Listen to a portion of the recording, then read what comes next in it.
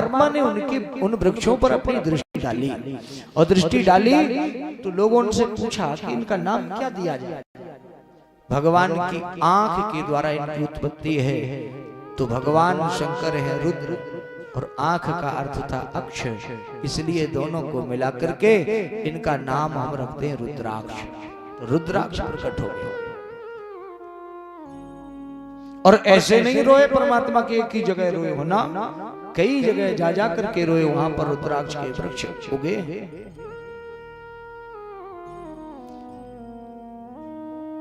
पुटाभ्याम चारु छुब्र्याम पतता जलबिंदवः तत्रा अश्रु बिंदुतो जाता वृक्षा रुद्राक्ष का।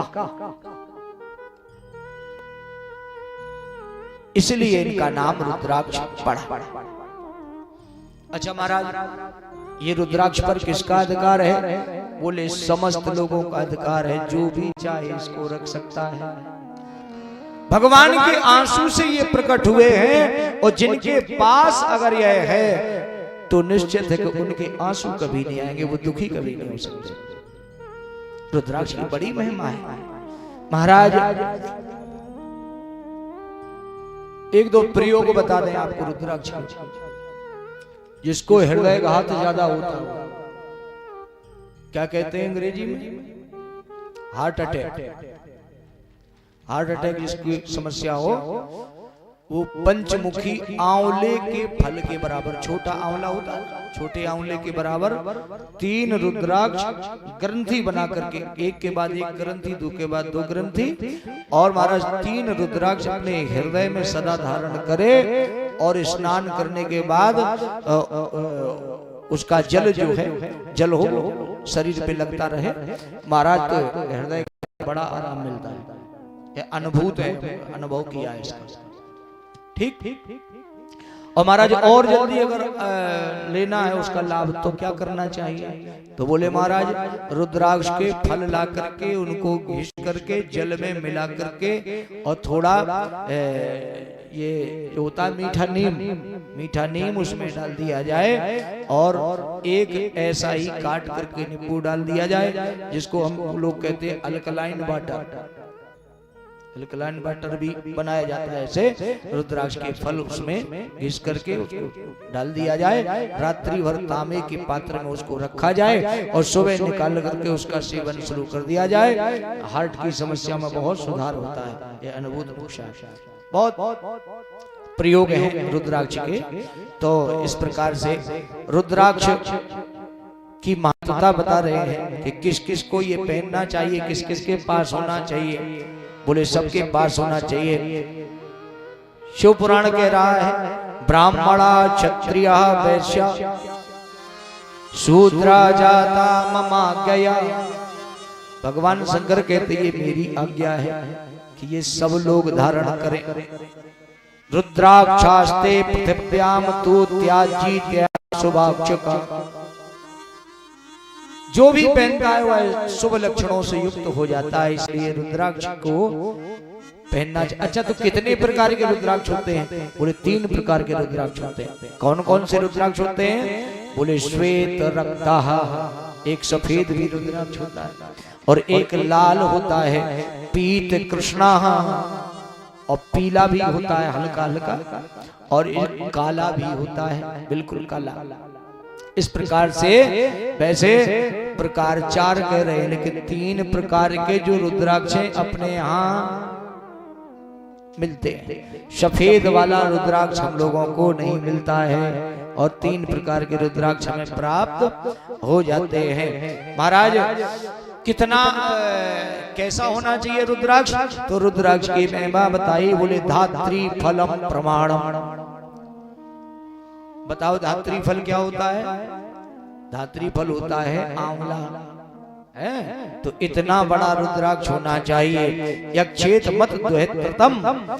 और इसके बाद अगर ना मिल पाए तो बोले बदरी फलम। बदरी क्या होता है? बदरी माने होता है बेर, है ना? तो बेर के बराबर रुद्राक्ष को धारण करना चाहिए। तू मध्यमम संकीर्ततम। लेकिन ये मध्यम है, ये मध्यम है, उत्तम नहीं है।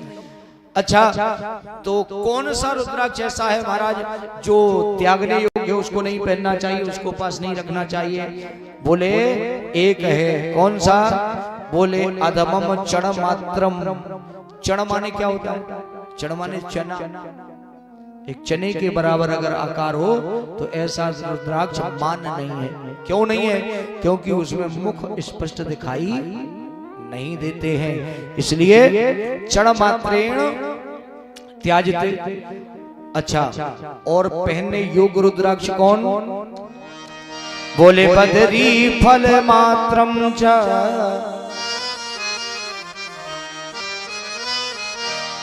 बदरी मात्रम च यतस्यात् किल महेश्वरी।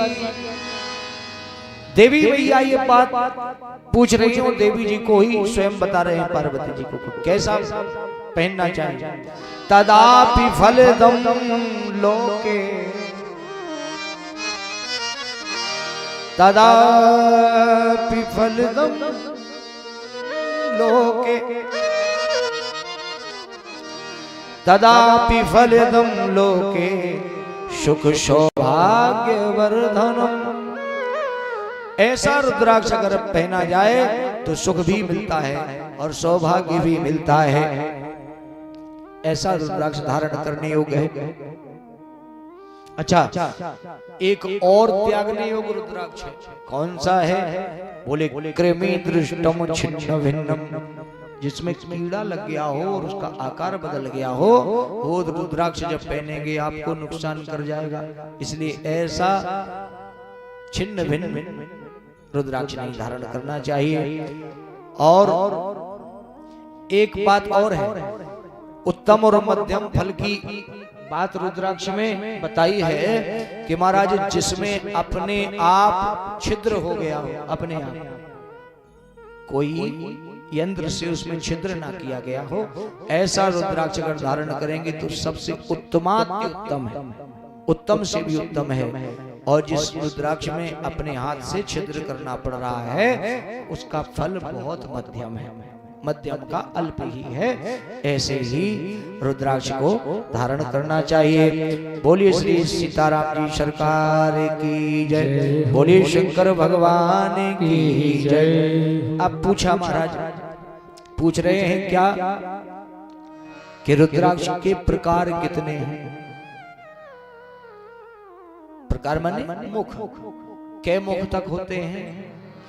आप लोगों ने ज्यादातर 5 मुख के रुद्राक्ष देखे होंगे, पंचमुखी ज्यादा आते हैं, बाजार में भी मिल जाते हैं और वैसे भी पंचमुखी रुद्राक्ष मिल जाते हैं।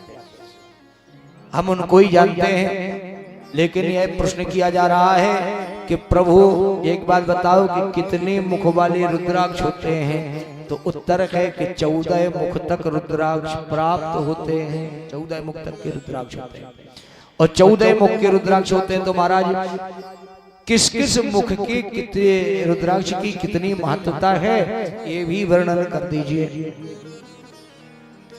तो सुनो, सबसे उत्तम जो रुद्राक्ष है वो एक मुख वाला रुद्राक्ष है, एक मुखी रुद्राक्ष।